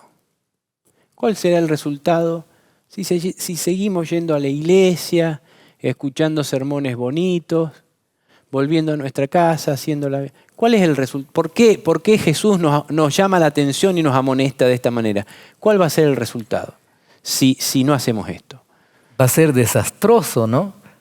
Así como el pueblo de Israel al final no comprendieron las palabras de Jesús, fueron destruidos. Se acerca una gran destrucción hacia el pueblo de Dios. El enemigo, el diablo, está irado, está enojado. Lo que él quiere es destruirnos a como dé lugar. Y si nosotros no tenemos esta comunión con el Señor, desde ahora, cuando llegue el momento difícil de crisis, la prueba, cada uno de nosotros tendrá una prueba. No vamos a poder pasar esa prueba y finalmente vamos a quedar chasqueados, vamos a decir, era que lea la Biblia, era que me prepare, pero va a ser demasiado tarde. Y ese es el mensaje de la Odisea, precisamente. El texto bíblico en Apocalipsis capítulo 3, versículo 15, dice, y escribe el ángel a la iglesia de los laodicenses. Estas cosas dice el Amén, el testigo fiel y verdadero, el principio de la creación. Yo conozco tus obras, que ni eres frío ni caliente.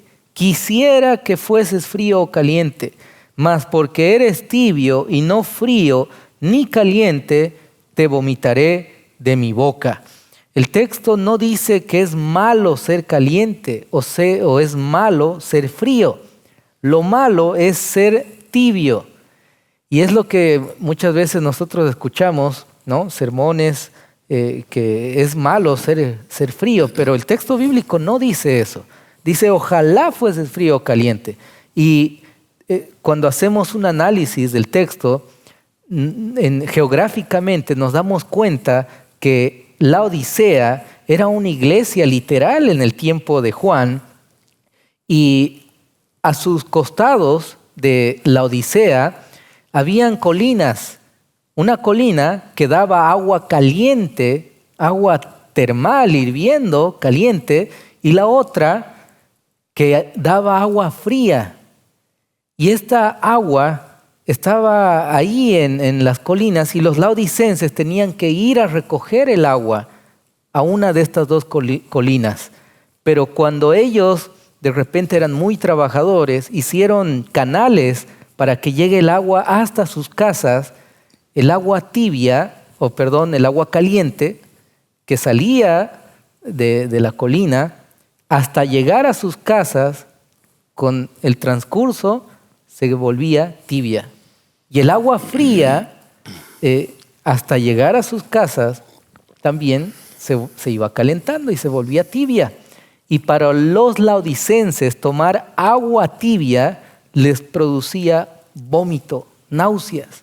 Entonces Jesús lo que les está diciendo, y este mensaje es para nosotros, es que debemos ir a la fuente de poder, que es la palabra de Dios. No debemos conformarnos escuchando sermones, sino por nuestra propia cuenta debemos ir y escudriñar las palabras, no ser conformistas. Y eso es lo que pasa hoy en día. no estudiamos la palabra de Dios. Son un grupo pequeño los que estudian, escudriñan cada día las Escrituras, la palabra de Dios. Necesitamos hacerlo por nosotros mismos. Dice, debemos estudiar cuidadosamente la Biblia pidiendo a Dios la ayuda del Espíritu Santo, así a fin de comprender su palabra. Debemos tomar un versículo, concentrar el intelecto en la tarea de discernir el pensamiento que Dios puso en ese versículo para nosotros. O sea, es singular el mensaje que Dios tiene para nosotros. Debemos espaciarnos en el pensamiento hasta que venga a ser nuestro y sepamos lo que dice Jehová para nosotros. No podemos confiar nuestra salvación a ningún ser humano. No podemos guiarnos de lo que dice ningún ser humano. La única posibilidad de salvarnos es mediante Jesús. Pero para que Jesús pueda salvarnos, pueda ser efectivo en nosotros, lo tenemos que conocer. Tenemos que conocer lo que Él nos ha dicho y hacerle caso en su nombre. Hay muchos engaños. Estábamos hablando del cambio de la ley de Dios.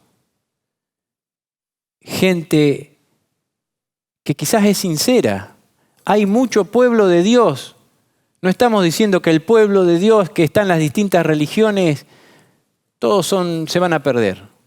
Estamos diciendo que el pueblo de Dios que está en las distintas religiones tiene que escudriñar las Escrituras para poder abrir los ojos al engaño. Y que no nos pase lo que le pasó al pueblo que era pueblo de Dios, eran los judíos. ¿Qué somos nosotros más que los judíos para que no nos pase lo mismo? Lo único que nos puede salvar es hacerle caso a lo que Jesús nos dice. Y no solo los engaños que hay ahora. Van a venir más engaños y más engaños y más engaños hasta que el mismo Satanás se va a disfrazar como si fuera Jesús. Va a venir con palabras muy similares a Jesús, con una elocuencia muy parecida a la que hablaba Jesús.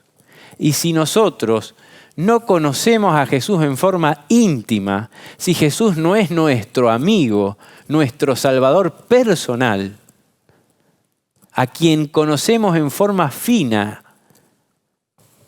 seremos engañados. Dice Mateo capítulo 3, versículo 12, su aventador está en su mano y limpiará su era y recogerá su trigo en el granero. En ese momento Jesús partió las aguas, lo que es trigo para acá y lo que es paja para ser quemada. Esta fue una ocasión en que se hizo limpieza. Por las palabras de verdad estaba separándose el tamo del trigo, porque eran demasiado vanos y justos en su propia estima para recibir reprensión y amaban demasiado el mundo para aceptar una vida de humildad. Muchos se apartaron de Jesús. Muchos están haciendo todavía la misma cosa. El alma de muchos es probada hoy como lo fue la de los discípulos en la sinagoga de Capernaum. Cuando la verdad penetra en el corazón, ven que su vida no está de acuerdo con la voluntad de Dios. Ven la necesidad de un cambio completo en sí, pero no están dispuestos a realizar esta obra de negarse a sí mismos. Por lo tanto, se airan cuando sus pecados son descubiertos, se ven ofendidos, así como los discípulos abandonaron a Jesús murmurando, dura es esta palabra, ¿quién la puede oír? Se van muchos. La alabanza y la adulación agradarían a sus oídos, pero la verdad no es bienvenida, no la pueden oír. Cuando las muchedumbres siguen y son alimentadas y se oyen los gritos de triunfo, sus voces claman alabanzas. Pero cuando el escrutinio del Espíritu de Dios revela su pecado y los invita a dejarlo, dan la espalda a la verdad y no andan más con Jesús. Qué triste. Esa es la situación de muchos. en este tiempo y como bien dice, puede ser la nuestra también. Por eso que necesitamos tener esa comunión. Y me gustaría leer esta cita también que dice lo siguiente: la palabra de Dios es una lámpara para nuestros pies y una luz para nuestra senda. En mi corazón he guardado tus dichos para no pecar contra ti. El corazón preocupado con la palabra de Dios es fortalecido contra Satanás. Los que hacen de Cristo su compañero diario y su amigo familiar sentirán que los poderes de un mundo invisible los rodean completamente y mirando a Jesús llegarán a ser semejantes a su imagen. Contemplándolo, llegan a ser transformados según el modelo divino. Su carácter es suavizado, refinado y ennoblecido para el reino celestial. Testimonios para la Iglesia, tomo 4, página 616. Amén, amén. ¿Qué pasó? Se fueron ahí y ¿qué pasó? Dice, cuando aquellos discípulos desafectados se apartaron de Cristo, un espíritu diferente se apoderó de ellos. No podían ver atractivo alguno en aquel a quien habían encontrado una vez tan interesante. Buscaron a sus enemigos porque estaban en armonía con su espíritu y obra. Interpretaron mal las palabras de Jesús, falsificaron sus declaraciones e impugnaron sus motivos. Mantuvieron su actitud recogiendo todo detalle que se pudiera volver contra Jesús. O sea, armaron un relato para ponerse totalmente contra Jesús. Mantuvieron su actitud recogiendo todo detalle que se pudiera volver contra él. Y fue tal la indignación suscitada por esos falsos informes que su vida peligró. Ya lo empezaron a buscar para matarlo. Cundió rápidamente la noticia de que por su propia confesión el Jesús de Nazaret no era el Mesías, cosa que Jesús no había dicho, pero eso fue la conclusión que ellos sacaron, porque no había querido ser rey temporal. Y así la corriente del sentimiento popular se volvió contra él en Galilea, como ya había sucedido un año anterior en Judea. ¡Ay de Israel! Rechazó a su Salvador porque deseaba un conquistador que le diese poder temporal. Deseaba el alimento que perece y no el que dura para vida eterna. Con corazón anhelante Jesús vio a aquellos que habían sido sus discípulos apartarse de él. La vida, la luz de los hombres. Al sentir que su compasión no era apreciada, su amor no era correspondido, su misericordia era despreciada, su salvación rechazada, se llenó su corazón de una tristeza inefable. Eran sucesos como estos los que le hacían varón de dolores, experimentado en quebranto, cosa que ya estaba profetizada por el profeta Isaías. Jesús pudo haber sido más tibio en su discurso con ellos. Pudo no haber enfrentado esta situación de esta manera. Pero Jesús sabía lo que hacía. Una de las razones muy importantes por las que Jesús hizo esto fue para ir curtiendo a los verdaderos discípulos. Si al final, en su muerte, se habría mezclado todo esto, habría sido demasiado abrumador para los discípulos llevarlo. Entonces Jesús quiso ir mostrándoles lo dura que venía la mano e ir, preparándolos para lo que venía. Tenemos una placa más y ya estaríamos terminando con las conclusiones. Dice en Gálatas, con Cristo estoy juntamente crucificado, y ya no vivo yo, mas vive Cristo en mí. Y lo que ahora vivo en la carne, lo vivo por la fe en el Hijo de Dios, el cual me amó y se entregó a sí mismo por mí. No desecho la gracia de Dios, pues si por la ley fuese la justicia, entonces por demás murió Jesús. Es difícil llegar a decir estas palabras, pero esperamos que puedan cumplirse en nuestra vida. no vivir en nuestra carne, sino vivir en la fe del Hijo de Dios, vivir en el Espíritu, vivir en su palabra. Primera de Corintios 2 dice, sin embargo, hablamos sabiduría, no de este siglo, ni de los príncipes de este siglo, que perecen. Antes bien, como está escrito, cosas que ojo no vio, ni oído oyó, ni han subido en corazón de hombre, son las que Dios ha preparado para los que le aman. El mensaje es tan inmenso, es tan bonito, que no lo podríamos explicar. No sería posible imaginarnos lo que Dios tiene para nosotros. Tus conclusiones para cerrar el tema, dejarle un mensaje a la gente que nos lleve a hacer lo que Jesús nos ha pedido. Bueno, el título de este tema era crisis, ¿no? Y vemos cómo existía una crisis también en los tiempos de Jesús. Cuando Él vino a este mundo, había crisis en la religión. Había diferentes grupos, los fariseos, los saduceos, estaban los escribas. Había una crisis social, estaban los mendigos, los pobres, los ricos, los jornaleros. Había también una crisis en lo que es la economía. Roma oprimía al pueblo y pedían de repente algunos impuestos que eran totalmente opresivos. El pueblo mismo vivía en medio del paganismo que era en Roma. Vemos que había una crisis en todo sentido. En este tiempo también estamos viviendo un tiempo de crisis. Pero así como leímos, es Cristo quien tiene soluciones para nuestros problemas y sobre todo para la crisis espiritual que se vive hoy en día.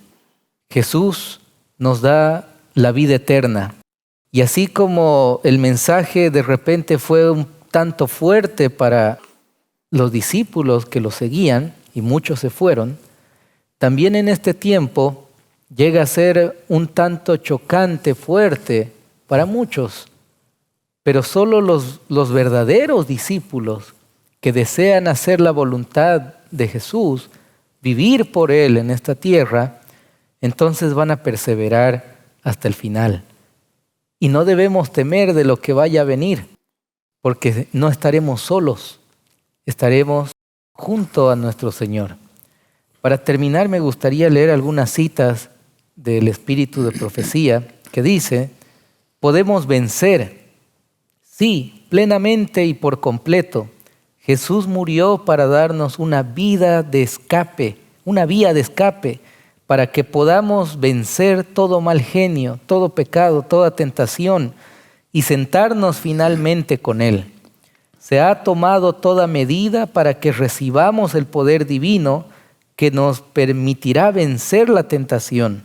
Hombres y mujeres pueden vivir la vida que Cristo vivió en este mundo si se revisten de su poder y siguen sus instrucciones. Pueden recibir en su lucha con Satanás todos los socorros que Cristo mismo recibió. Pueden llegar a ser más que vencedores por aquel que los amó y se dio a sí mismo por ellos. Está en los Testimonios, tomo 9, página 19. Con Cristo podemos llegar a ser más que vencedores, pero necesitamos tener esa comunión diaria, ir a la fuente de poder, alimentarnos de la palabra de Dios cada día. Amén, amén. Gracias, Israel, por haber sido valiente, por haber apartado tu tiempo para venir y por haber acompañado el mensaje. Con mucho que Dios gusto. te pueda bendecir en este mundo y en el venidero. Hay un tema importante con el cual me quiero ir. La decisión tiene que ser precisa y tiene que ser urgente. El diablo quiere engañarnos a que podemos esperar. Muchos ponen fechas para la venida de Jesús. Jesús tiene que venir a mí hoy. yo no tengo la vida comprada. No sé si mañana voy a estar vivo. Jesús tiene que venir a mi vida, tengo que escuchar sus palabras de vida y tengo que darle mi corazón ahora. Lo que Jesús me da ahora es la posibilidad de decidir y la tengo que ocupar. Es espectacular poder simplemente con nuestra voluntad, con nuestra decisión, entregarnos a Él. Y Él se hace cargo de nosotros y nos da su yugo que es fácil y su carga que es ligera. ¿Por qué? Porque su yugo nos ata a Él, que es omnipotente, que tiene poder ilimitado para ayudarnos. Entonces, hagamos esa decisión de amor, tomemos esa invitación de amor que Él nos ofrece. El malo quiere que tardemos esta decisión para que en realidad nunca la podamos tomar, para que en realidad se termine el tiempo de gracia y ni siquiera nos demos cuenta. Ahí ya va a ser tarde. ¿Qué tenemos que entregarle a Dios? Todo. Tenemos que poner todo a sus pies. En primer lugar, nuestro corazón. En segundo lugar, nuestra mente, nuestros pensamientos.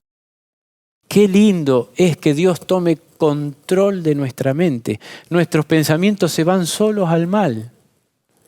El compromiso de este programa que llega a todo el mundo me ayuda a mí a meterme en las cosas de Dios y a recibir esa bendición de que Dios vaya santificando mis actitudes, mis pensamientos, mi corazón. Y así ha sido el medio que Dios ha dispuesto, que vayamos a Él y que de Él vayamos y compartamos lo que Él nos da con otros. Esta es la forma en que Jesús nos quiere salvar.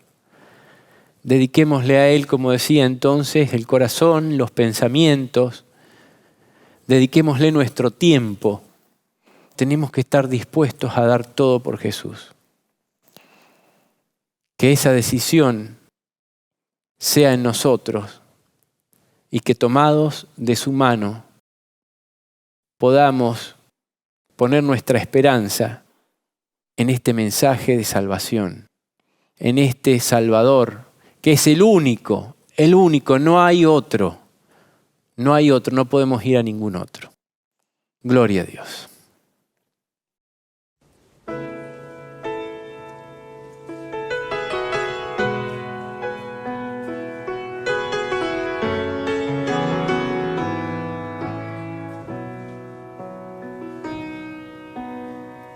Mantengamos en alto los mandamientos de Dios y la fe de Jesús, y serán restauradas y mostradas al mundo distinciones claras y definidas. La hermosura de la santidad se verá en contraste con la oscuridad de los desleales.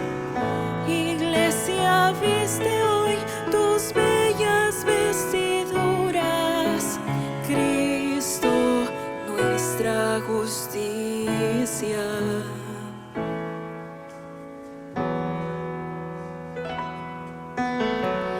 Mantengamos en alto la autoridad del Señor ante el mundo sin temor, rechazando las leyes que estén en conflicto con lo dicho por el gran Rey de Reyes. Debemos firmes ser por espacioso que sea el pretexto, jamás dudar de hacer siempre lo correcto. Iglesia, levantemos hoy nuestra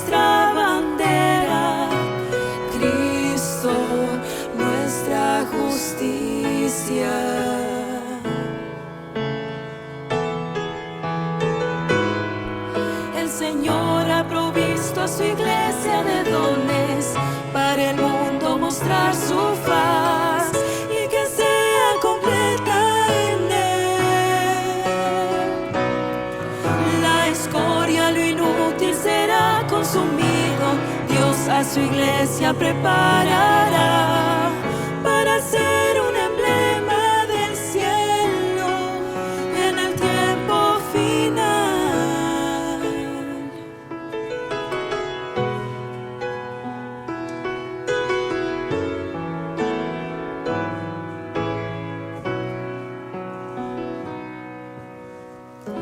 El carácter sagrado de nuestro Dios y su honor mantengamos con valor, y serán atraídos, abrirán sus oídos los que duermen y se encuentran perdidos, y a nuestro Padre glorificarán al ver las buenas obras y reconocerán que Dios no se equivoca. Iglesia, ponte hoy tu manto y no lo rompas. Cristo, nuestra justicia. El Señor ha provisto a su iglesia de dones para el mundo mostrar su faz y que sea completa en él.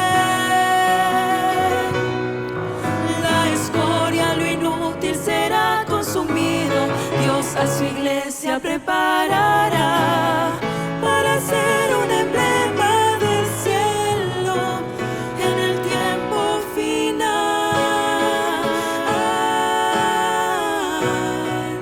En el tiempo final.